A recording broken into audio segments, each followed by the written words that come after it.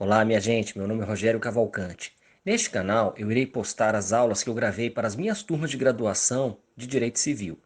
A metodologia era a seguinte: com antecedência, eu gravava as aulas e postava e avisava para a turma. No horário determinado, eu entrava em algum aplicativo para encontro virtual com os alunos e sanava as dúvidas porventura existentes. Espero que todos vocês gostem. Um grande abraço! Olá, minha gente, estamos aqui no dia 19 de abril para a nossa aula sobre início e fim de personalidade, né? Obviamente vamos começar com a questão do início da personalidade, né? E depois nós vamos abordar o fim da personalidade. Nós podemos colocar aqui, deixa eu abrir, nós podemos colocar aqui o nosso Código Civil, né? Os primeiros artigos dele, que já nos remetem ao que nós estamos buscando explorar aqui com a nossa aula, né? Vejam que o artigo 1º, ele já vai dizer o quê? Toda pessoa é capaz de direitos e deveres na ordem civil. A personalidade civil da pessoa começa do nascimento com vida, mas a lei põe a salvo, desde a concepção, os direitos do nascituro. Aqui é legal a gente falar o seguinte, vejam, personalidade, persona, significava uma máscara que atores na antiguidade usavam, né? Talvez ela seja, no bom sentido da palavra, uma máscara que os agentes que atuam no campo do direito se valem para que possam ser, assim, titulares de direitos e obrigações, né? Por quê? Porque o artigo 1º diz: toda pessoa é capaz de direitos e deveres na ordem civil. Tá? E a quem a lei atribui personalidade? Gente, olha só, a lei atribui personalidade a duas ordens de seres, vamos colocar assim, né? Os seres humanos, então, aqui no direito brasileiro, todos os seres humanos são pessoas. Tá? Professor, foi sempre assim? Não. Até ontem, do ponto de vista histórico, né? Final do século XIX até 1888, escravos eram considerados coisas. Eu até recomendei vocês a assistirem um filme, embora versando sobre direito americano, eles barram um pouco nessa discussão, né? Uma discussão que muito embaraça o Ocidente, porque envergonha o Ocidente ter tolerado escravidão até tão pouco tempo do ponto de vista histórico, né? E essa história ela tem que ser contada porque como diz Eduardo Galeano, né, a história é como um profeta cujo olhar está voltado para trás. Pelo que foi e contra o que foi, ela diz o que será. Então nós temos que revisitar realmente a história da escravidão, né, para entender, né, como foram esses erros. Né, para entender que os seres humanos todos e todas pessoas, né? Homens, mulheres, crianças, velhos, todos são pessoas, tá certo? E no passado histórico recente, nem todos eram. Alguns eram considerados coisas. Os escravos eram considerados coisas, tá certo?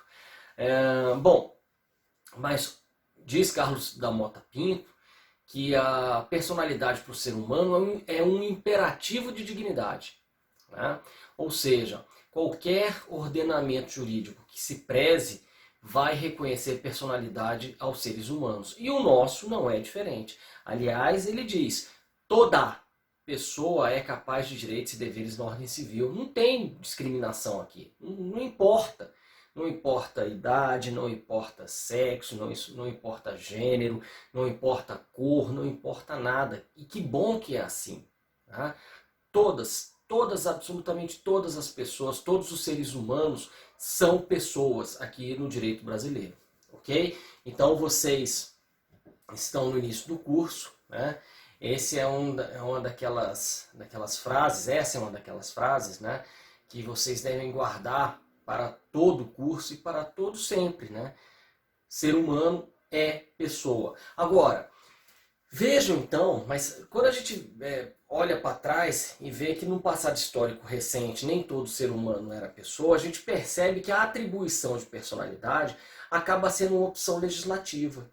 Tá? Vejam, a partir de quando se atribui personalidade?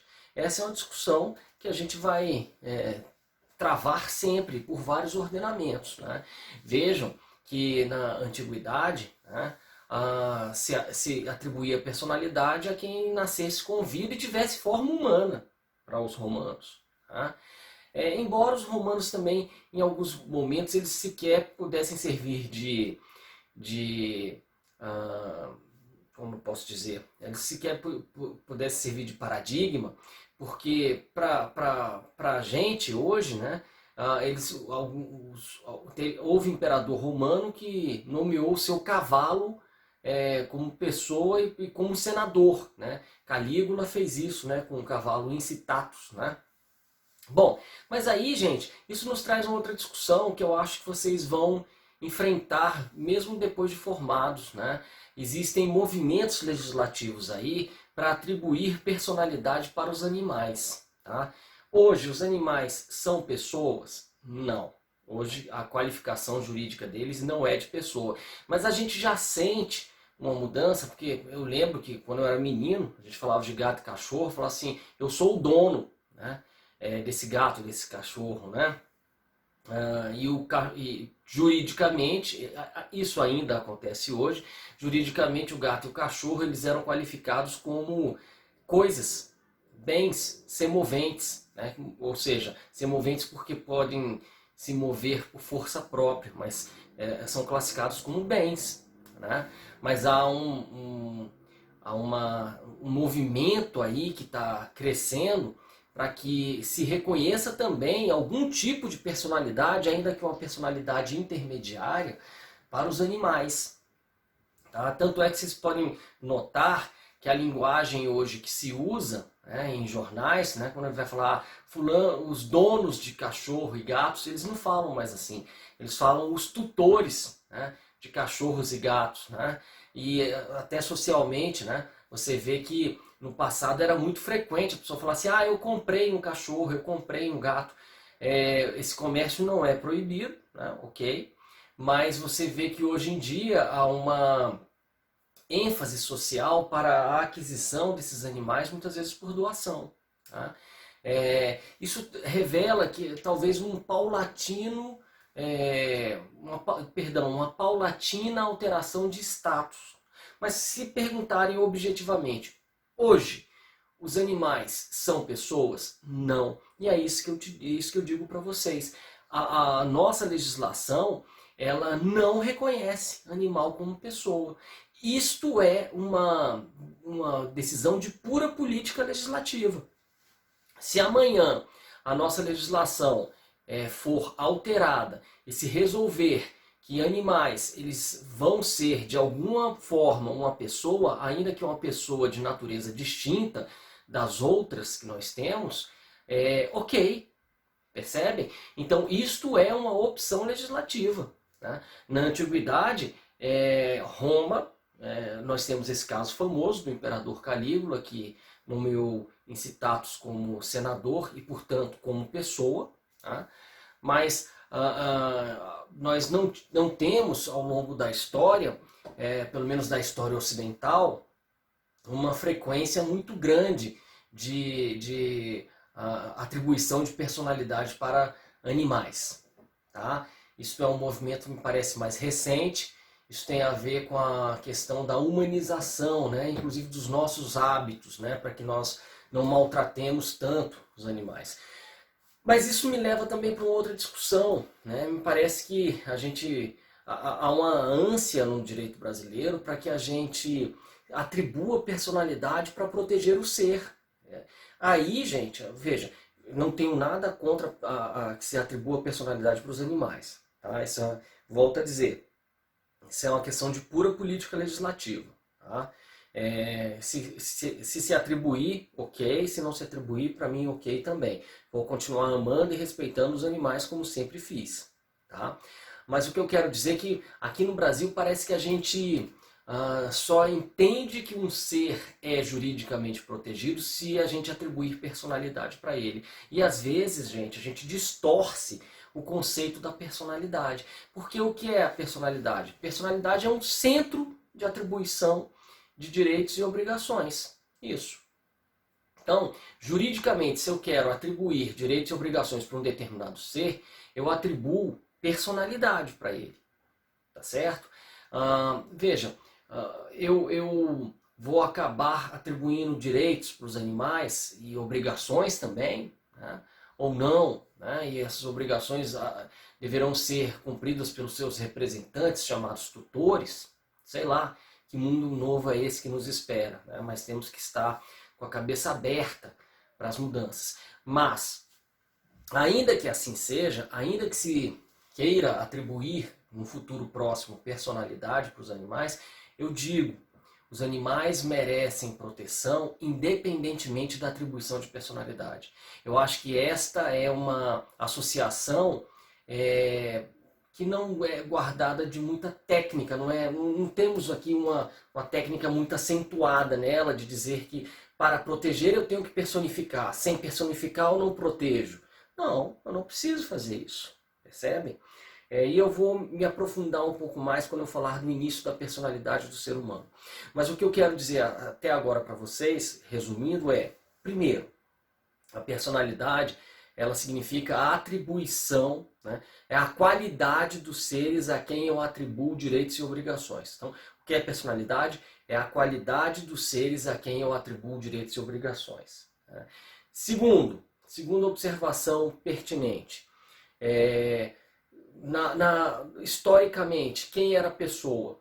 Historicamente, pessoa era um termo que preferencialmente guardado para seres humanos. Só que por que eu uso a palavra agora preferencialmente?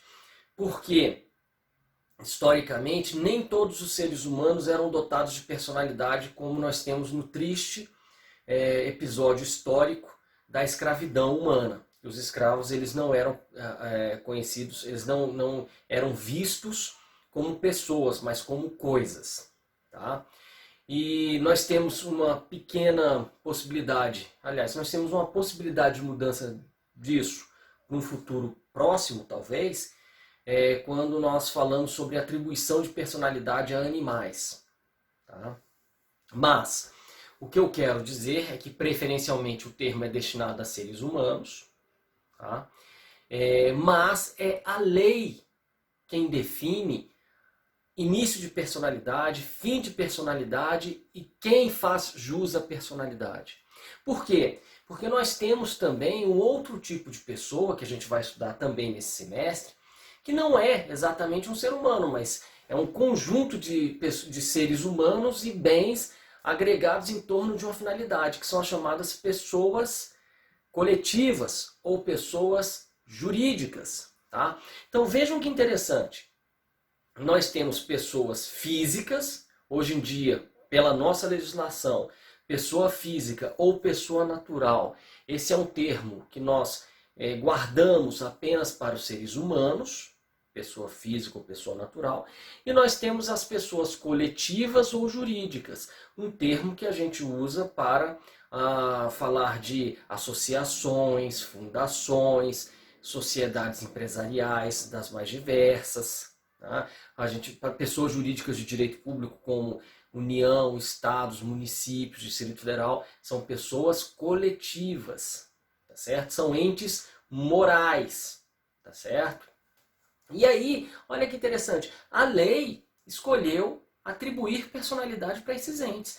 Qualquer ente coletivo, qualquer apanhado de pessoas se transforma numa pessoa jurídica? Não, existem regras para isso. Existem caminhos que a legislação traça para você criar uma pessoa jurídica, tá certo? Então, mais uma vez eu volto a um ponto aqui importante.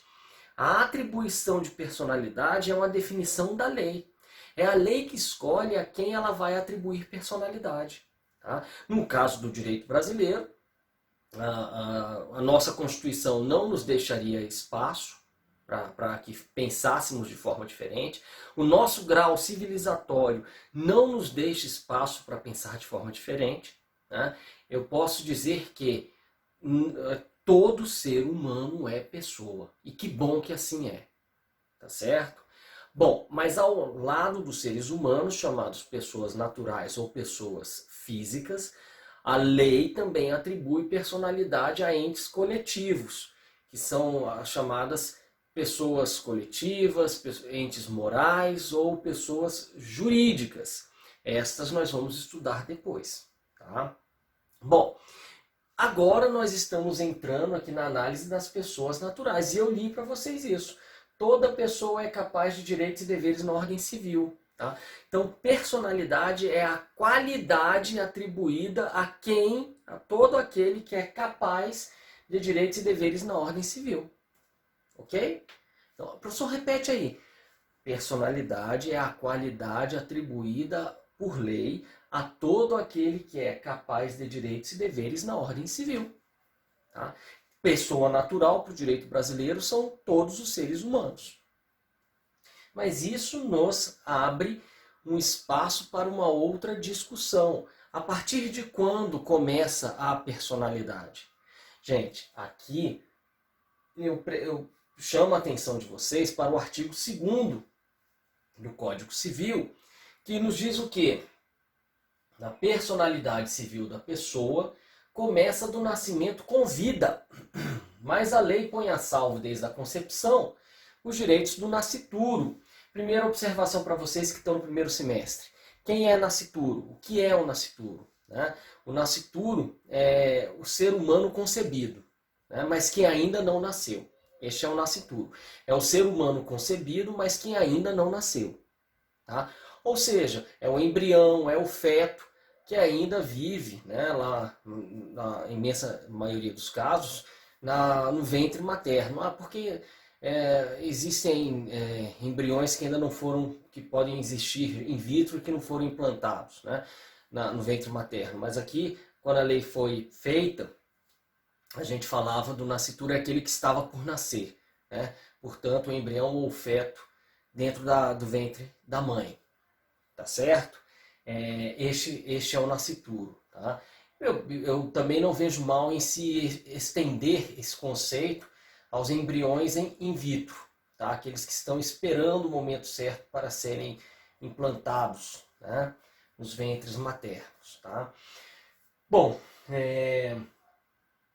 embora quanto a essa última questão, talvez existam desdobramentos jurídicos aí enormes que a gente ainda pode pensar e fica aí para reflexão, se eles são ou não são. Mas a lei, ela foi feita para tratar, para regular o ser humano que vive no ventre materno, mas que ainda não nasceu.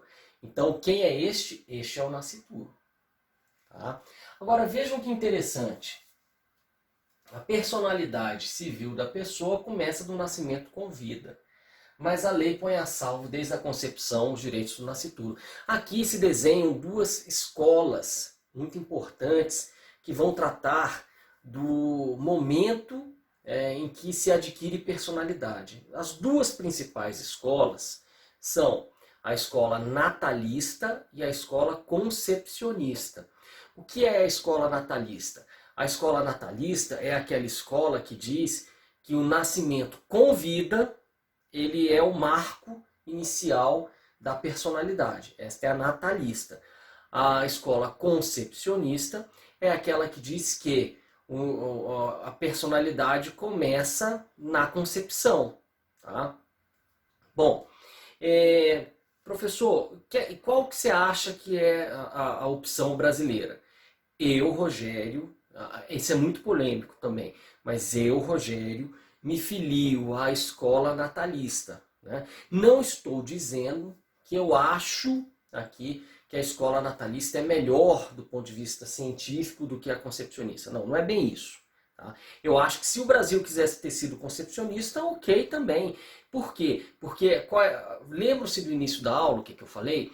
Eu falei que a atribuição de personalidade é uma opção legislativa. Tá? Então existem países que atribuem personalidade na concepção. Existem países que atribuem personalidade no nascimento com vida. E existem países que atribuem personalidade no nascimento com vida viável. O que é uma vida viável? A legislação espanhola fala que o sujeito, para adquirir personalidade, ele não apenas tem que nascer vivo, mas ele tem que permanecer vivo por pelo menos 24 horas. Percebem? E eu não vou dizer que a Espanha ela seja aí um país horroroso só por conta disso. O que eu quero dizer é que ela entende que se ele morreu nas primeiras 24 horas, eu não vou atribuir todas as prerrogativas que uma pessoa teria para aquele bebezinho que nasceu e morreu em 24 horas. Por exemplo, herdar e transmitir herança, ele não vai. Ele não vai transmitir herança, ele não viveu nenhum dia. Percebem? Então, é como se ele não tivesse existido para o direito. Né? Mas ele faz jus a todo tratamento respeitoso que o ser humano ele merece? Faz. Não é pelo fato dele ter morrido em menos de 24 horas que ele vai deixar de ser merecedor de um tratamento digno. Não, isso aí faz parte da nossa natureza humana. A gente tem que tratar com dignidade todos os seres humanos. Percebe? Agora, a atribuição de personalidade é uma opção legislativa. E a lei espanhola não quis. Tá, vamos ver aqui onde é que vocês vão ler isso com mais calma. Gente, olha aqui. No roteiro, eu tenho aqui... No roteiro não, perdão. Aqui, essa parte da matéria, eu passei para vocês um capítulo do meu livro, né? A pessoa natural, início e fim de personalidade. Né? E aqui os aspectos introdutórios nós já abordamos. Né? A questão da personalidade jurídica, como eu dizia para vocês, entende-se como personalidade jurídica a aptidão para ser titular de relações jurídicas. Nos dizeres de Carlos Alberto da Mota Pinto, ela é nos homens um imperativo de dignidade, que se deve atribuir a todos os seres humanos. Nos entes coletivos, um processo técnico de estruturação das relações jurídicas vinculadas a um determinado empreendimento coletivo. Ou seja, o que é que esse autor português ele quis dizer aqui? Ele quis nos dizer o seguinte, gente. Olha, a personalidade para o ser humano ela não é uma escolha. Que os ordenamentos, pelo menos os ordenamentos desse nosso tronco de direito, desse nosso tronco ocidental de direito, que a nossa história, a nossa cultura nos impõe o reconhecimento da personalidade para todos os seres humanos, isso é imperativo. Não se discute isso. Agora, para os entes coletivos, a gente atribui personalidade por uma série de outras razões, inclusive para facilitar o objetivo comum que levou à criação daquele ente coletivo. Tá? Bom, mas aqui a gente prossegue e diz que pessoa e ser humano são ideias que se confundem para o leigo, mas não para o operador do direito. Né? E aí a gente começa a jogar com aquelas coisas que eu já falei no início da aula. Né? Por quê? Porque existem vamos lá, seres humanos que ainda não são pessoas. Por exemplo, eu posso dizer que biologicamente o embrião ele já é um ser humano. Mas ele ainda não recebeu o atributo da personalidade. Tá? Agora, ser humano nascido, todos os seres humanos nascidos, vivos, estes são pessoas. Esse aqui aí não tem escolha. Tá? Bom, da mesma forma, eu tenho pessoas que não são seres humanos, que são os entes coletivos. Tá? É isso que eu abordo nessa primeira parte. Quanto ao início da personalidade, nós temos aqui esses dois artigos, o artigo 1º e o artigo 2º do Código Civil, que nós já começamos a explorar e falar do nascituro. Tá? Gente, já falamos também, em Roma, aqui também tem uma leitura interessante, você tem alguns trechos que indicam que a personalidade ela começa do nascimento com vida. Tá? A gente vê que em alguns trechos do direito romano se diz que o embrião ou feto ele nada mais é do que parte das vísceras maternas, mas não se pense com isso que Roma admitia o aborto, porque não admitia. Mas não por preocupação com o nascituro, mas como Roma, o patriarcalismo era muito forte, se pensava muito na opção do pai em ter o filho, mesmo que a mãe não quisesse. Tá? Então, Roma, ela segue mais a ideia de atribuir personalidade para o ser humano que nasceu com vida. Tá? Embora ela já resguardasse alguns interesses do nascituro. Tá? Bom, no direito comparado, então, como eu disse para vocês, nós temos aqui duas grandes escolas, né? A escola concepcionista e a escola natalista, né? O artigo 9º do Código da Hungria, ele mostra a clara opção daquele país pela corrente concepcionista. Vejam como é que é diferente a redação para o nosso código.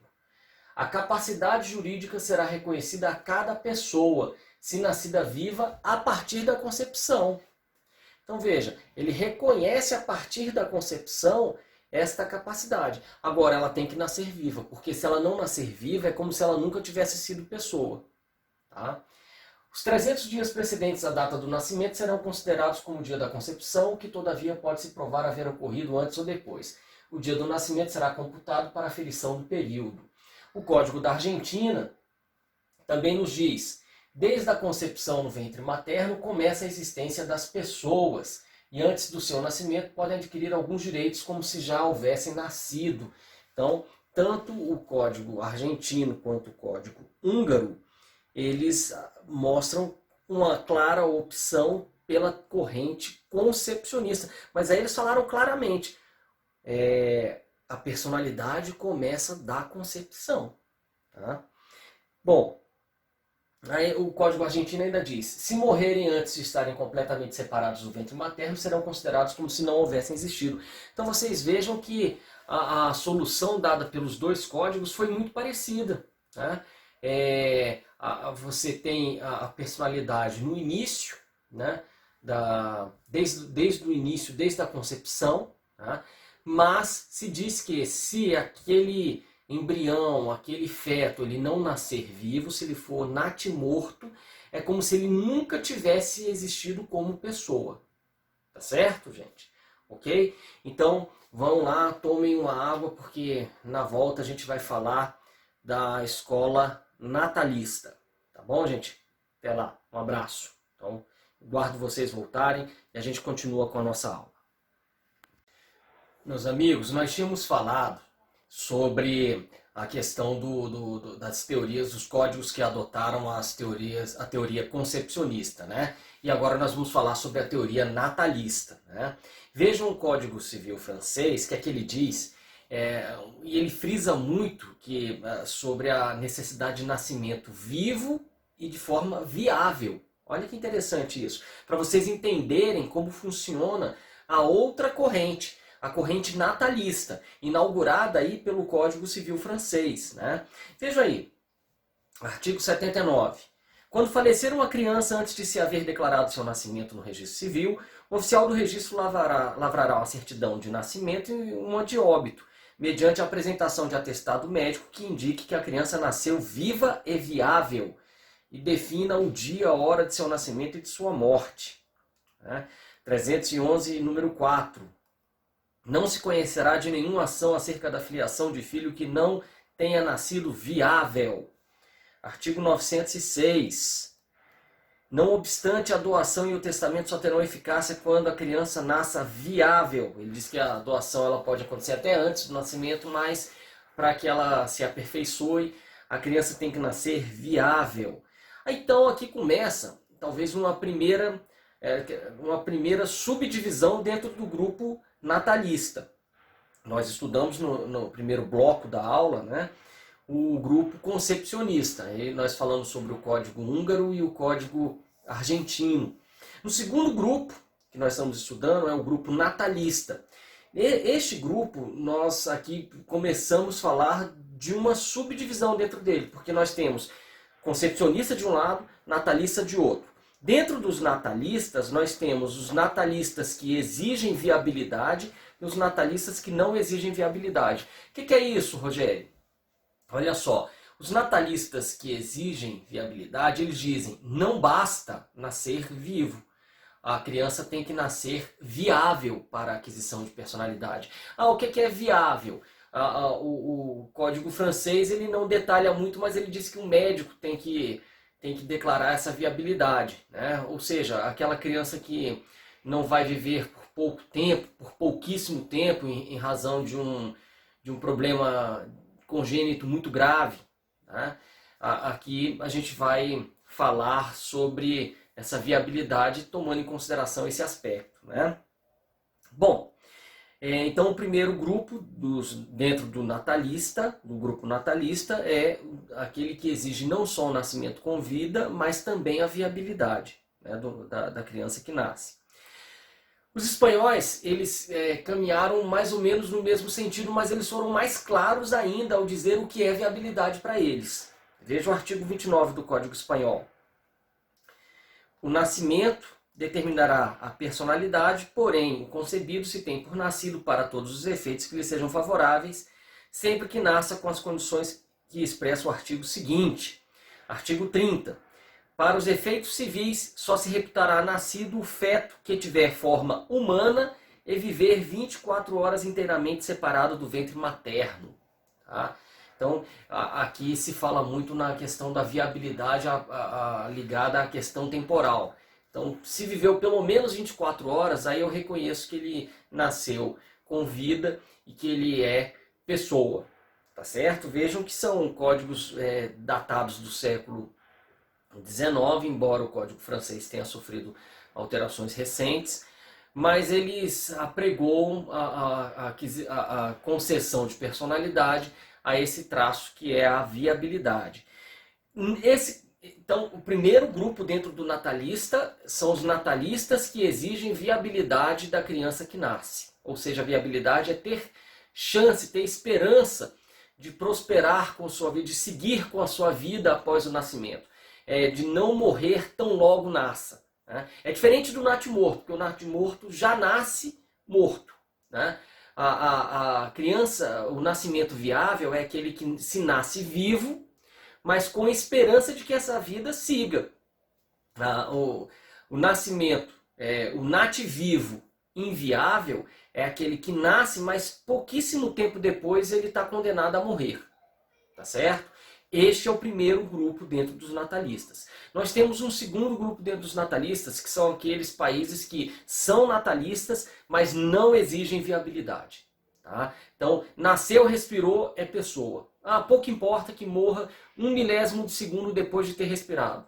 Não importa, é pessoa. Tá? Dentro desse grupo nós vamos ter Alemanha, Itália, Brasil, tá?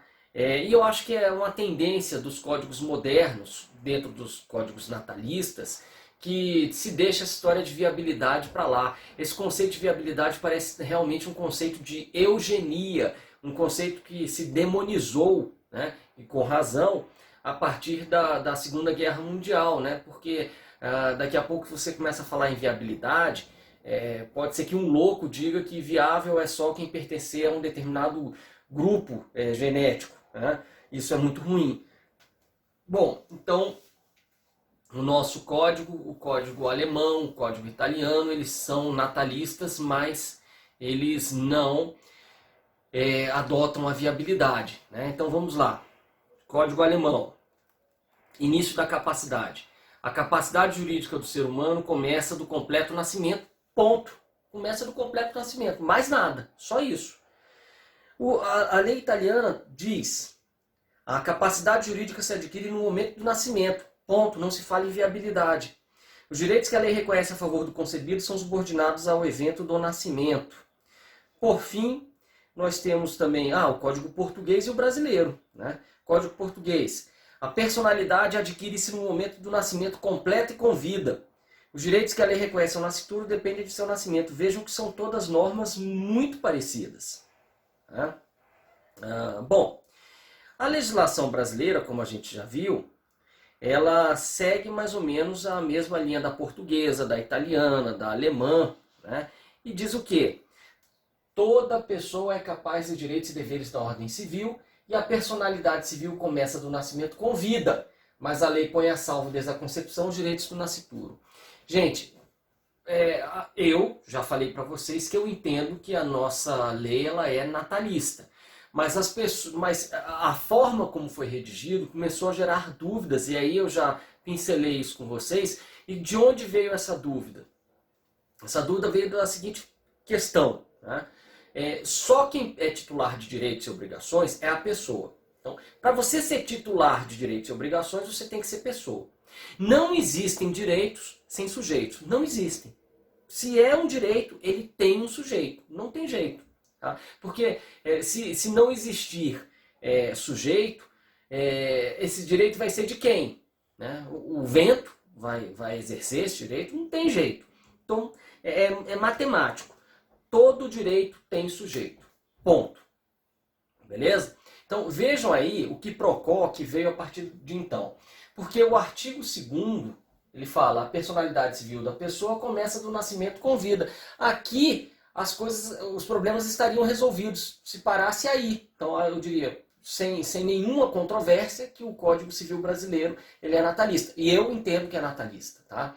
Mas os que discordam desse meu posicionamento falam assim, mas a lei põe a salvo desde a concepção os direitos do nascituro.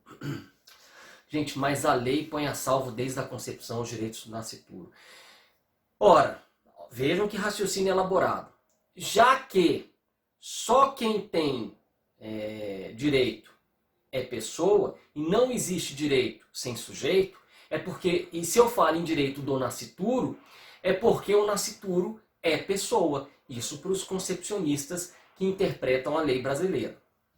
O raciocínio ele parece até ser guardado de alguma lógica, viu, gente? Mas a gente pode refutar esse raciocínio. Tá? Refutar como? Eu já vi o próprio ministro Moreira Alves, uma vez numa palestra, ele falando que essa é a redação que veio desde o Código de 16 e que se repetiu no Código de 2002, e ele disse que repetiu, mas por força da tradição histórica. Né? A ideia do Código Civil de 2002 era não mudar por mudar. Então, já que a coisa não trazia grandes problemas, e essa discussão entre natalismo e concepcionismo é uma discussão muito acadêmica, efeitos práticos ela tem poucos. Tá? É mais um efeito simbólico. Tá? Porque os concepcionistas dizem que quando você é natalista, você não respeita a vida da mesma forma que os concepcionistas respeitam. Tá? Então isso teria um efeito mais simbólico do que propriamente prático. Tá? Mas enfim... Mas o ministro Moreira Alves ele diz, olha, já que a nossa tradição era essa, a gente repetiu a redação. Mas onde está escrito, a lei colocará a salvo os direitos do nascituro, talvez o ideal fosse estar assim, mas a lei colocará a salvo as expectativas de direito do nascituro, uma vez que aquilo só vai ser efetivamente um direito se ele nascer com vida. É uma explicação razoável, talvez tenha sido um déficit, né, na elaboração do código, um pequeno lapso na elaboração do código, uma vez que a mensagem da primeira parte do artigo está muito clara. A personalidade civil da pessoa começa do nascimento com vida. Tá certo? Então a personalidade começaria do nascimento com vida. Forçando um pouco a barra, os concepcionistas se prendem à parte final do artigo para dizer, não, na realidade... nós temos que dar prevalência à parte final e dizer que a parte inicial do artigo está equivocada. Né? Bom, gente, olha só. Eu transcrevo uma autora que abraça muito, talvez seja a autora mais marcantemente concepcionista do nosso direito, que é a professora Silmara Quinelato. Né? Tem aqui uma transcrição dos argumentos dela. Mas a gente pode resumir os seguintes pontos que os concepcionistas costumam lembrar para dizer, esqueçam a parte inicial do artigo 2º e adotem o concepcionismo. Por quê? 2 pontos. Tá? Repito, eu sou natalista. Tá? Eu não sou natalista porque eu acho que, em tese, o natalismo é melhor do que o concepcionismo. Eu sou natalista porque eu entendo que, do jeito que o Código Civil foi redigido, ele abraçou a teoria natalista. E se houver uma alteração legislativa e a gente virar concepcionista? Eu vou virar concepcionista. Pronto, eu estou dizendo, eu sou natalista na interpretação do código. Eu entendo que o nosso código é natalista. É nesse sentido que eu quero dizer. Eu não tenho uma opção pré-definida por uma ou por outra escola, mas eu lendo o Código Civil, eu entendo que o direito brasileiro ele acaba sendo natalista e não concepcionista. Tá certo? Mas os que pensam diferente de mim usam basicamente esses argumentos que estão arrolados aqui. Primeiro, o Código Civil reconhece direitos ao nascituro, atribuindo-lhes assim implicitamente personalidade. Eis que não há direitos sem sujeitos e só são sujeitos de direitos as pessoas. Ok, é um argumento que a gente vai ter que desconstruir. Né? B. Podemos citar entre vários direitos reconhecidos aos nascituros os direitos de personalidade, vida, honra, integridade física, entre outros. Direito à prestação de alimentos, direitos patrimoniais, bem como faculdade de serem representados por curador. C. O nascituro não se confunde com as vísceras maternas, sendo o aborto criminalizado. D. A dignidade da pessoa humana afasta a patrimonialização do direito civil, levando a leitura conforme a Constituição do início da personalidade do ser humano, remetendo-a, pois, à data da concepção. Gente, vamos rebater argumento por argumento. Vamos lá. Primeiro argumento. O Código Civil reconhece direitos aos nascituros, atribuindo-lhes assim implicitamente a personalidade, eis que não há direitos sem sujeitos. Gente, Pontes de Miranda, ele acaba rebatendo isso de forma muito interessante, né? Ele fala o seguinte: todo direito tem sujeito? Né? Sim, todo direito tem sujeito. Tá? Mas, aqui vem um pulo do gato, mas o sujeito não precisa ser de cara um sujeito determinado. O sujeito pode ser determinável. Beba um gole d'água, eu vou pegar aqui minha prancheta para explicar isso para você. Entenderam isso? O sujeito pode ser determinável, ele não precisa ser de cara determinado. Explica isso, Rogério. Vamos lá. Vamos falar aqui de uma herança. Né? Maria, ela está grávida, tá certo? E aqui ela está grávida e o bebezinho dela vai se chamar Pedro. Tá? Pedro é um nascituro. Já escolheram até o nome, ele ainda não foi registrado porque ele não nasceu. Tá? Então, Maria está grávida, está esperando Pedro, que é um nascituro, aquele que está por nascer. Tá certo? Bom, aí o avô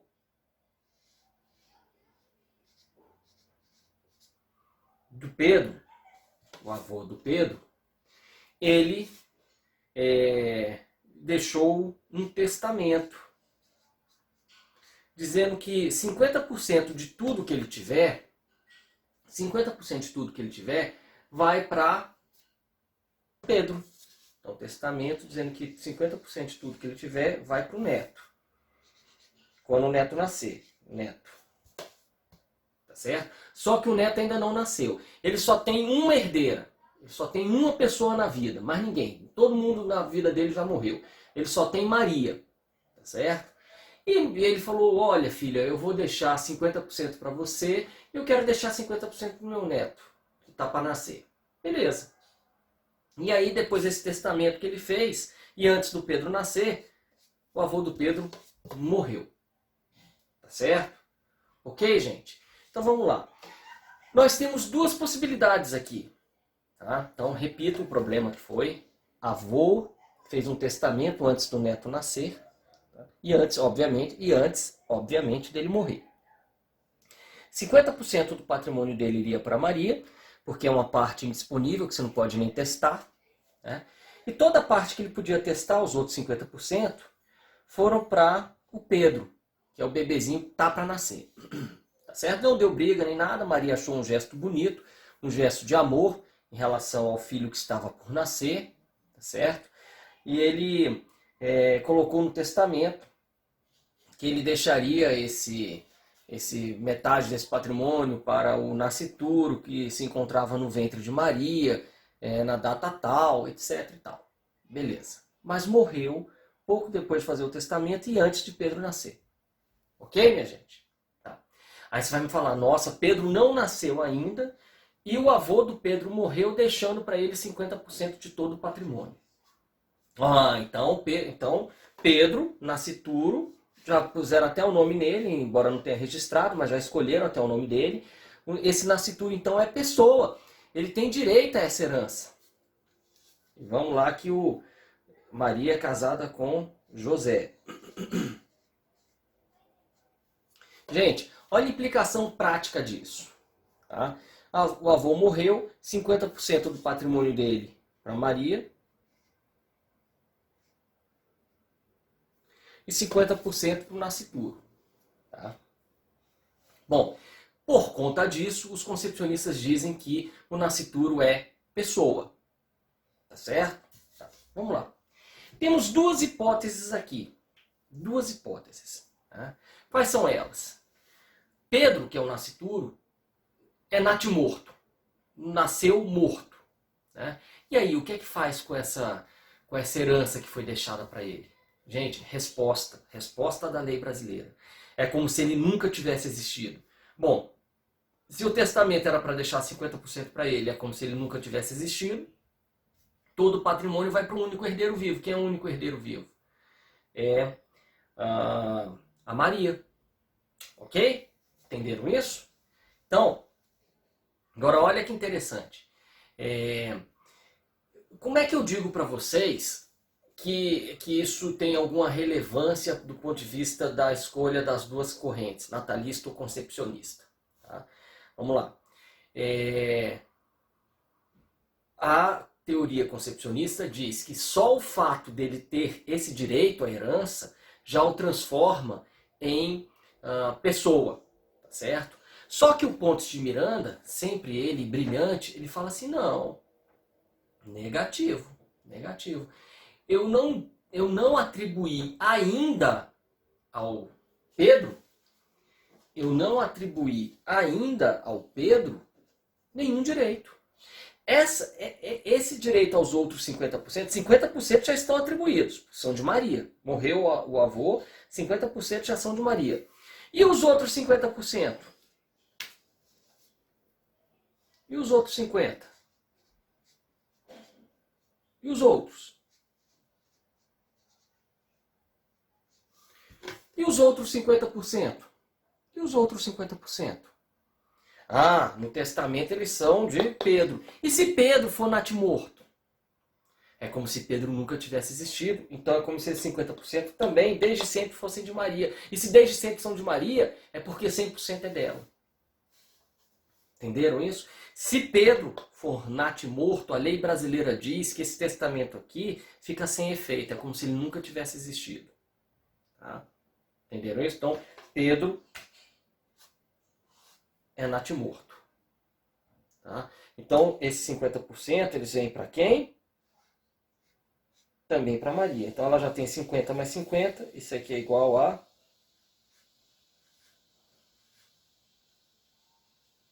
100%.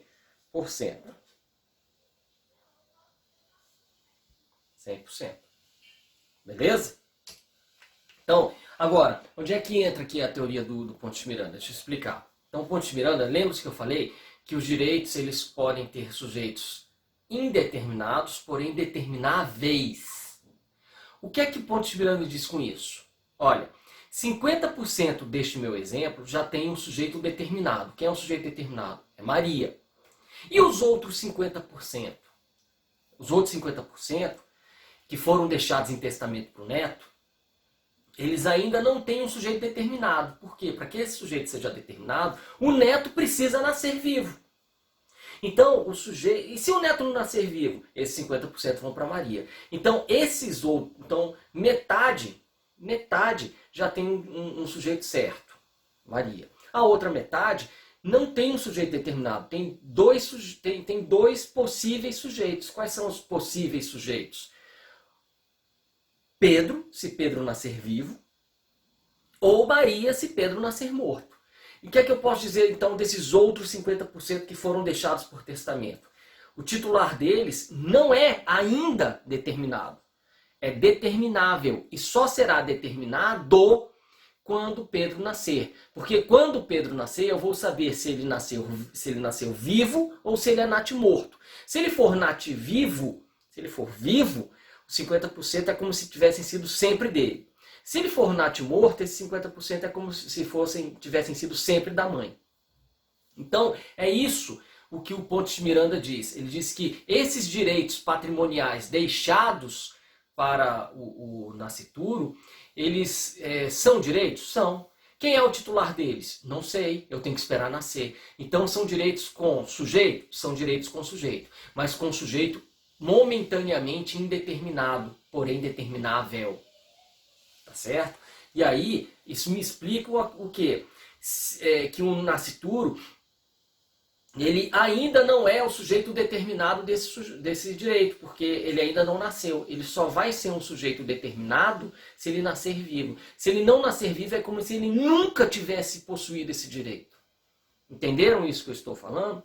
Então, olha aqui esse raciocínio do Ponte Miranda. Leiam esse, por isso que eu coloquei esse texto aqui para vocês, porque eu transcrevo esse raciocínio do Ponte Miranda. Então, olha só que interessante. Qual é o argumento da teoria concepcionista? Não existem direitos sem sujeitos. Se não existem direitos sem sujeitos, quando eu falo que o nascituro pode herdar, é porque ele é titular de direito à herança e, portanto, ele é pessoa. Pontes de Miranda diz negativo. Porque o direito à herança, que eu atribuo ao nascituro, ainda não é dele. Então, é um direito com sujeitos determináveis. Pode ser que fique com ele, pode ser que fique com os outros herdeiros. Mas só vai ser determinado se ele nascer com vida. E se ele nascer com vida, aí sim ele já será o quê? Pessoa. Então, ele derruba esse argumento, dizendo assim, que não existem direitos sem sujeitos, e que, portanto, o nascituro ele é pessoa porque ele tem direito à herança, dizendo o seguinte, não, o nascituro ainda não é o titular do direito. Ele só vai ser o titular do direito se ele nascer vivo. Aí você vai falar, e nesse meio tempo, esse direito fica sem sujeito? Aí o Pontes de Miranda responde, não, ele tem sujeito, determináveis, porém ainda não determinado. Beleza? Esse é o raciocínio. Então, com isso, ele derruba o argumento de que, como existem direitos patrimoniais atribuídos ao nascituro, ele é pessoa. Tá? Primeiro argumento derrubado. Segundo argumento, eu vou até misturar a Constituição e esse aqui. A Constituição e o Código Civil atribuem direitos de personalidade ao nascituro, vida, honra, né? Enfim, todos aqueles que podem mutatis mutandis serem aplicados ao nascituro. Gente, de novo eu digo para vocês, eu não acho que ele seja titular desses direitos ainda, porque ele não é pessoa. Tá certo? Eu acho o seguinte, mas para eu proteger o nascituro, eu não preciso proteger o nascituro dando a ele personalidade, eu não preciso dizer que ele é o titular do direito à vida. Por quê? Porque ser humano e ser pessoa são dois conceitos diferentes. A personalidade da pessoa natural tem como pressuposto ser humano. Mas nem todo ser humano é pessoa. Por quê? Porque o embrião, o feto, já é humano. Ele já é biologicamente um ser humano. Mas ele não é juridicamente ainda uma pessoa. E eu não preciso, para proteger qualquer ser, eu não preciso atribuir personalidade para esse ser. Eu protejo o meio ambiente, não protejo? Ah, então quer dizer que o meio ambiente é uma pessoa? Não, gente. Mas eu vou proteger a vida das árvores, das plantas, dos animais. Eu vou proteger a diversidade biológica e vou proteger o dado biológico vida deles. Mas eu não preciso dizer que eles são pessoas para protegê-los assim. Percebem? E o mundo sempre protegeu. E eu nunca precisei atribuir personalidade para isso. Então, eu acho que há uma premissa confusa para o natalista que é, para receber proteção precisa ser pessoa. Não, para você, quando você protege um meio ambiente equilibrado, você não precisa personalizar o meio ambiente. Você ataca a conduta das pessoas já existentes, que são condutas indignas. E eu protejo, olha, lembrem-se da aula de interesse legítimo. Eu protejo o meio ambiente, não preciso dizer que há direito subjetivo de todos os integrantes daquela comunidade, mas há um interesse legítimo ao meio ambiente protegido. Tá certo? Quando eu protejo o dado biológico, vida do ser humano que já está no ventre da mãe, eu não preciso dar personalidade para ele. Eu digo apenas que há um interesse legítimo de toda a sociedade de proteger os seus embriões, os seus nascituros, porque isso nos torna humanos, isso nos torna pessoas melhores, mais dignas.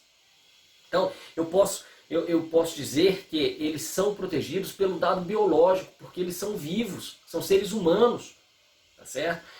Mas eu não preciso atribuir personalidade, porque a personalidade é um atributo jurídico. Eu os protejo pelo simples dado biológico deles. Porque isso já me obriga a tratá-los dignamente. Tá certo? Com a mesma dignidade, e dignidade não se compara. Com a mesma dignidade que eu tenho, pelo meu dado biológico vida. Tá certo, gente? Eu protejo a memória do morto, mas o morto, ele não é pessoa. E eu não preciso, para proteger a memória dele, atribuir personalidade a ele. Por quê? Porque eu digo que quando a sociedade protege a memória dos seus mortos, essa sociedade ela adota um valor de dignidade. Esse valor de dignidade é de toda a sociedade. Então a proteção ao nascituro é um dado essencial para a dignidade do grupo social, de todos nós. Tá certo? Eu não preciso atribuir personalidade para ele. Tá?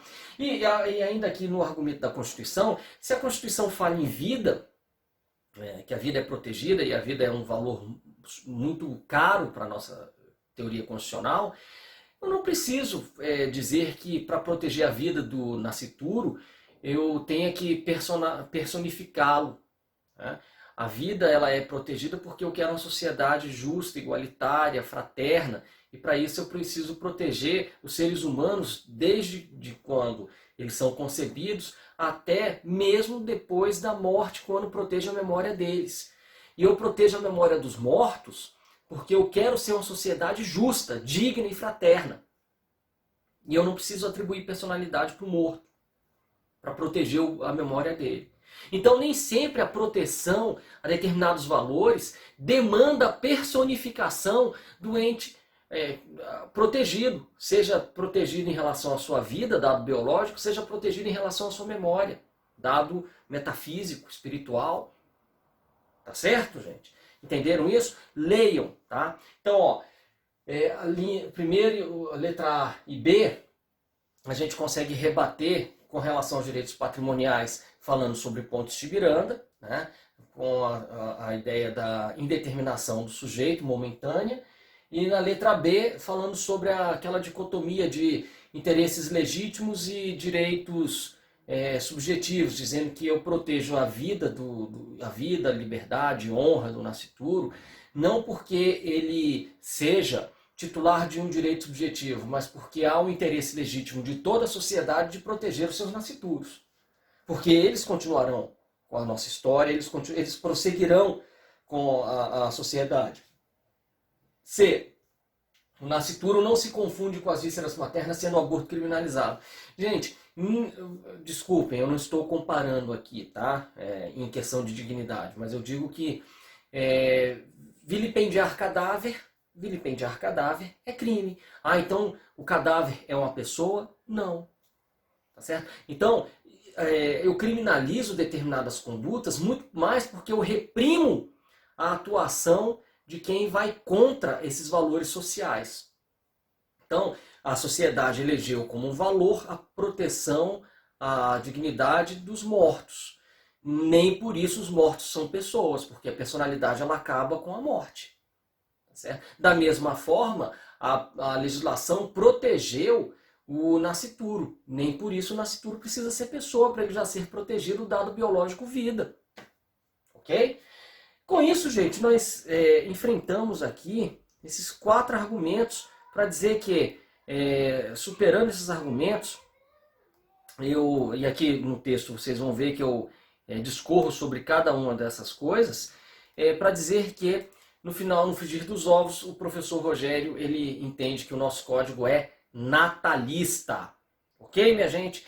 Assistam a aula, se vocês tiverem dúvida, me perguntem na nossa inserção ao vivo. Tá? Na nossa entrada ao vivo. Tá? Grande abraço.